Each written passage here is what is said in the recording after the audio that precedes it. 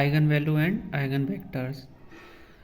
Suppose we have a matrix A and matrix have eigenvalues lambda 1 lambda 2 up to lambda n. यहाँ पे हम consider कर रहे हैं कि जो मैट्रिक्स है उसका बेसिकली जो ऑर्डर है वो n है, n क्रॉस n मैट्रिक्स है. तो इन आइगन वैल्यूज़ के लिए corresponding eigen vectors x1 x2 up to xn होंगे. अब अगर हम किसी कांस्टेंट का मल्टीप्लाई मैट्रिक्स A में करते हैं, suppose the constant is k, तो जो आइगन वैल्यूज़ होंगी उनमें भी k से मल्टीप्लाई हो जाएगा. तो अगर आपको क्वेश्चन आएगा कि ये कोई मैट्रिक्स है, उसकी आइगन वैल्यूज़ लैम्डा 1 लैम्डा 2 हैं और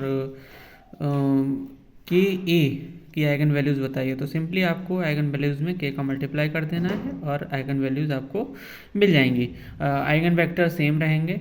उसके बाद अगर हमको मैट्रिक्स ए दिया जाएगा और हमसे पूछा जाएगा कि ए स्क्वायर या फिर ए की पावर m, इसका आइगन वैल्यू बताइए, तो आपको क्या करना है कि आइगन वैल्यूज़ की भी पावर नहीं कर देनी है. फॉर एग्जांपल अगर ए स्क्वायर मैट्रिक्स एक मैट्रिक्स की eigen values lambda 1 lambda 2 lambda 3 हैं, और तो ए की पावर क्यूब की जो आइगन वैल्यूज़ होंगी लैम्डा 1 क्यूब लैम्डा 2 क्यूब, इस तरीके से फाइंड आउट कर सकते हैं.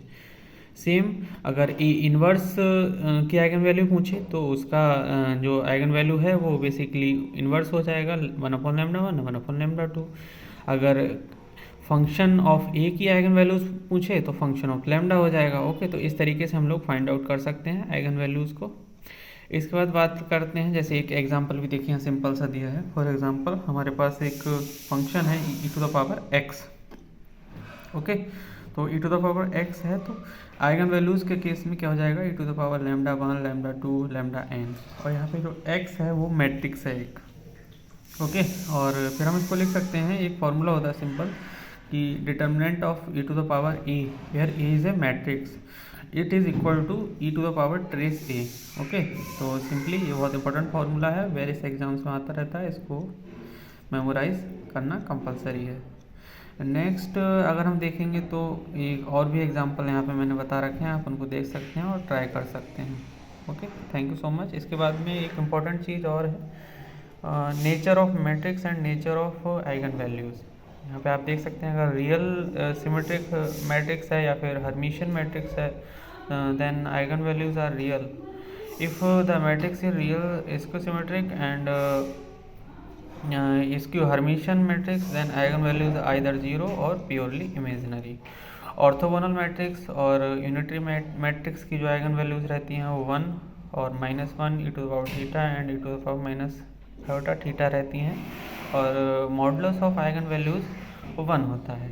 इसके बाद डायगोनल मैट्रिक्स और upper triangular matrix, lower triangular matrix and eigen values इनकी क्या होती हैं कि इक्वल टू जो प्रिंसिपल डायगोनल एलिमेंट्स होते हैं उनके इक्वल रहती हैं. फिर आता है आइडेम्पोटेंट मैट्रिक्स. आइडेम्पोटेंट मैट्रिक्स के केस में जो आइगन वैल्यूज होंगी वो 0 और 1 हो सकती हैं. इसके बाद बात करते हैं निलपोटेंट मैट्रिक्स. निलपोटेंट मैट्रिक्स में जो आइगन वैल्यूज रहती हैं 0 रहती हैं. इनवॉलेटरी मैट्रिक्स में जो आइगन वैल्यूज रहती हैं -1 और +1. और यहाँ पे एक इम्पॉर्टेंट चीज़ है कि जो इनवॉलेटरी मैट्रिक्स का बेस्ट एग्जांपल है वो बेसिकली पाउली मैट्रिसेस हैं. ठीक है, जो sigma x sigma y sigma z आप लोगों ने याद किया है वो इनवॉलेटरी मैट्रिक्स होती हैं. उनकी आइगन वैल्यूज भी -1 और +1 होती हैं. Okay, thank you so much. ये शॉर्ट इन्फॉर्मेशन था आइगन वैल्यूज़ के बारे में. मिलते हैं नेक्स्ट वीडियो में. Like and subscribe my YouTube channel.